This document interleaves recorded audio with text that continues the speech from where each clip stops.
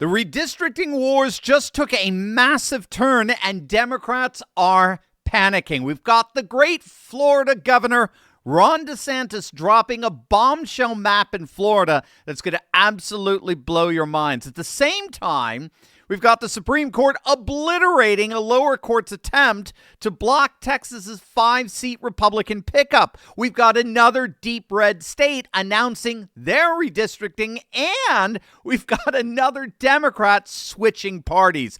Make sure to stick them to the very end of this video because we got the latest numbers from Cook Political Report on exactly what all these new seats and switches mean for November's midterms. You are not going to want to miss this. Hey gang, it's me, Dr. Steve, your Patriot Professor, enjoying yet another glorious day in the Trumpian golden age that you made possible back in November 2024. So if you want a front row seat on how you continue to change the world in ways you never even imagined, make sure to smack that bell and subscribe button. All right, so Florida Governor Ron DeSantis just unveiled a brand new congressional redistricting map for the Sunshine State, and it is a thing of beauty. At the request of DeSantis, Florida state legislatures are set to convene in a special session in Tallahassee, specifically to redraw the state's 28 congressional districts. And if the Republican majority state House and Senate approve this redraw, which of course they will, they have super majorities, the GOP will be picking up an additional 4 seats. Democrats are going from 8 seats to 4 out of the 28 Florida congressional seats, just in time for the 2026 midterm. So DeSantis is looking at a Florida delegation that will go from 20 Republicans to 24 in a state with a 1.5 million Republican voter registration advantage. I mean, this isn't just redistricting. This is a political realignment mapped onto every single congressional district in Florida. And DeSantis knows this works. Back in 2022, his first redistricting maneuver actually helped Republicans secure a 22-8 edge in Florida, flipping 4 seats, which was ultimately a critical reason for why the GOP won the House the majority back in 2022.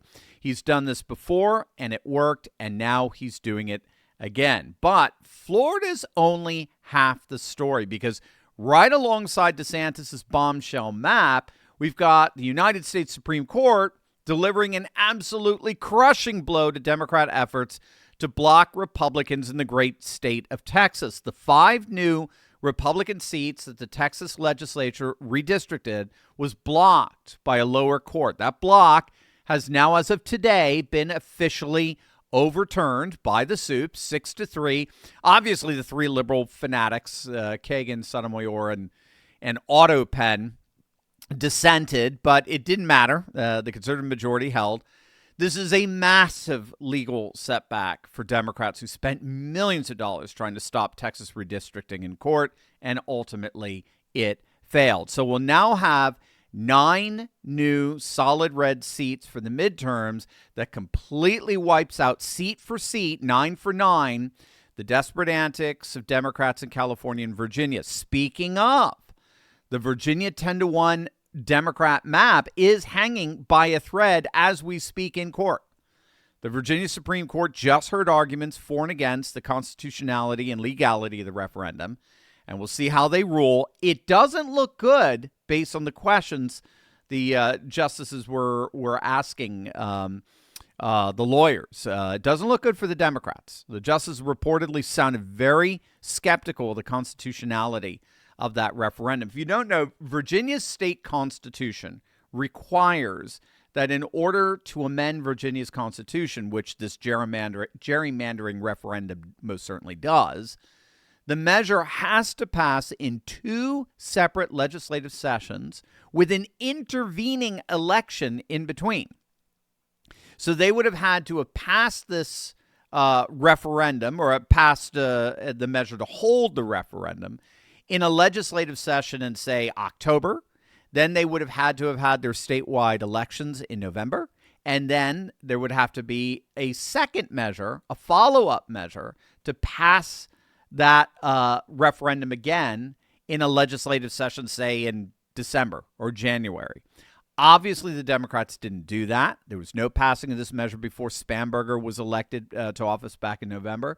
They just blatantly rammed this through a single session, legislative session, and rushed to the ballot before any election could serve as a democratic check on the process. That alone should be enough to sink this illegal referendum. And already one judge has blocked the certification of the referendum on those grounds. So we'll see how this Virginia Supreme Court rules on it.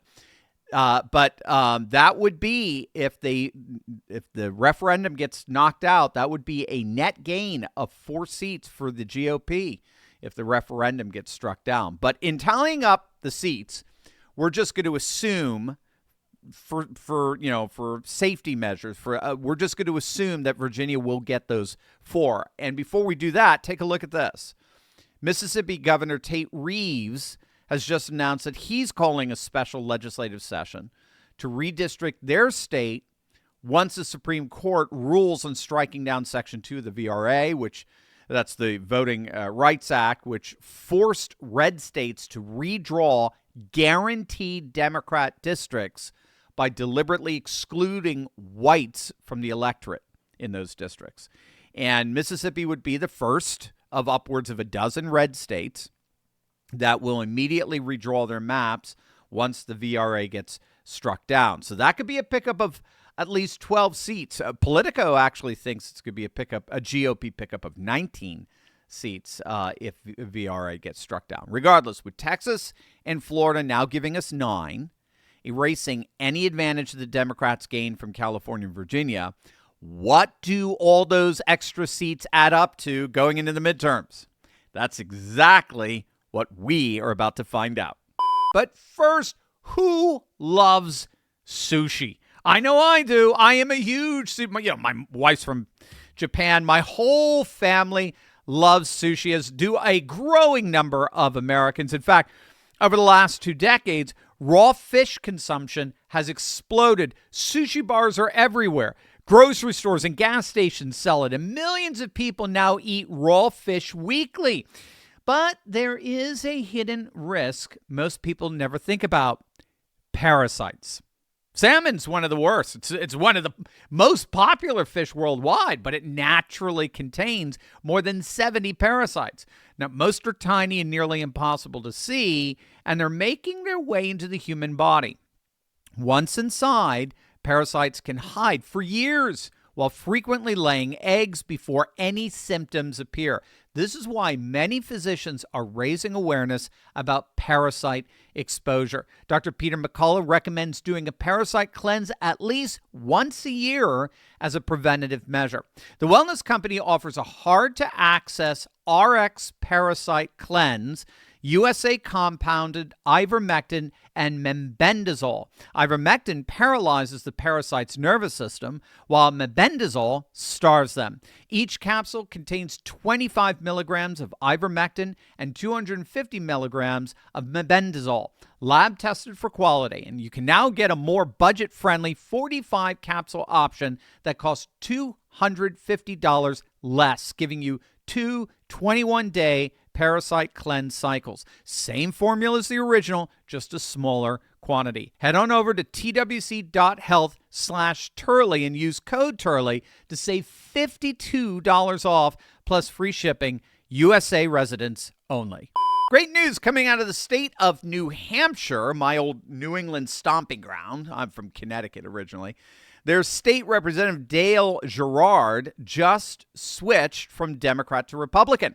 And it's exactly the same thing we're hearing over and over again from one-time Democrat politicians who've made the switch. He didn't leave the Democrats left him. He's an old-school populist, what we used to call blue dog Democrat, right? Those are the Democrats that voted with Reagan back in the 80s. Many refer to Fetterman as sort of your old-style blue dog Democrat. Old school, they believe in secure borders, economic nationalism, traditional values, old school Democrats. And this fellow just said, that's not the Democrat Party anymore. That's the Republicans. And he noted that he votes almost in complete alignment with the Republican Party in the state assembly there in New Hampshire. So why stay with the Democrats, especially after what we just saw this past weekend with this insane obsession with assassination culture. So the numbers in our ranks continue to swell in all kinds of ways. And that brings us back to the little math here. Where do we stand going into the midterms with all of these new seats in these redistricting efforts?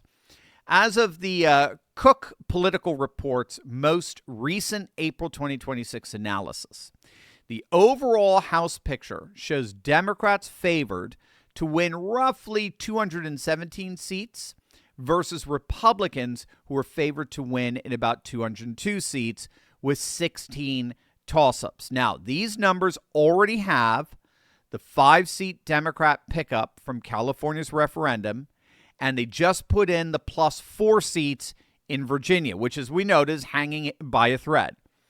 It also includes the Texas plus 5 Republican seats, as well as Missouri's, North Carolina's pickup each of 1 GOP seat.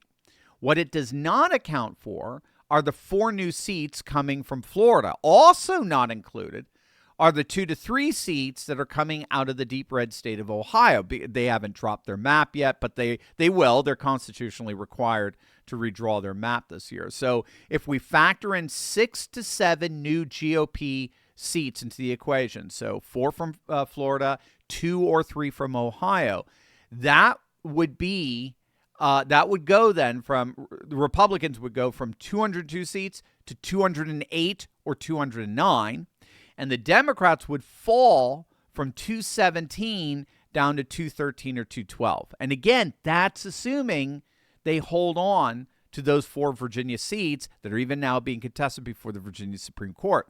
If those seats are struck down, that'll drop the Democrats to 209 seats. And they'll basically be even with the Republicans, 208 to 209, which would be a nightmare for the Democrats.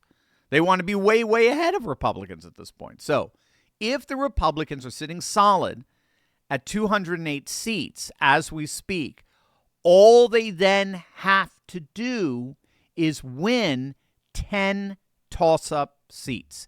That's it. They win 10 toss-up seats, they keep the majority. And they have all the power of the presidency to do it. They've got hundreds of millions of dollars over the Democrats, who are basically broke at this point, to do it.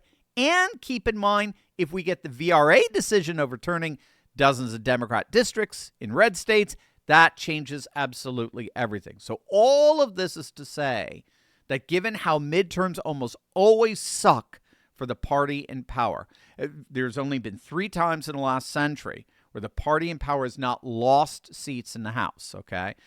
Midterms suck. There's just no way around it. It's called the pendulum swing. There's no way around that. That said, the Republicans are in very, very good shape to either hold the House or at the very least keep the Democrats' gains to as minimal as possible. That is what we'll be keeping our eyes on in the days and weeks ahead. So what do you guys think? Let me know in the comments section below. What are you looking most forward to in terms of these midterms? You waiting for this VRA decision to drop? What do you think about pumping millions and millions of dollars just in these 10 races so we make sure we keep that majority? Let me know in the comments section below. And as always, make sure to smack that bell and subscribe button for breaking news and analysis you're not going to get anywhere else. Love you guys. God bless.